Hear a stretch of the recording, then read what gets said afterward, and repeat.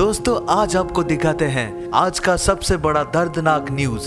Taiwan में हुआ भूकंप, 24 घंटे में लगभग 50 बार धरती हिला और बहुत सारा जान मान को भी हानि पहुंचा। बहुत सारे मासूमों की जाने गई। ये देखिए लाइव अर्थक्वेक वीडियोस कि कैसे एक ट्रेन हिल रहा है। ना जाने कितने सारे पुल वगैरह नष्ट हो गए और बिल्डिंग्स भी। दोस्तों कुछ लोगों का ये कहना है कि ये चाइनीज सीक्रेट वेपन का कमाल है, क्योंकि चाइना हमेशा से ताइवान को ध्वंस करना चाहता है, पर वो यूएस की प्रेशर से सामने से कुछ कर तो नहीं पा रहा है।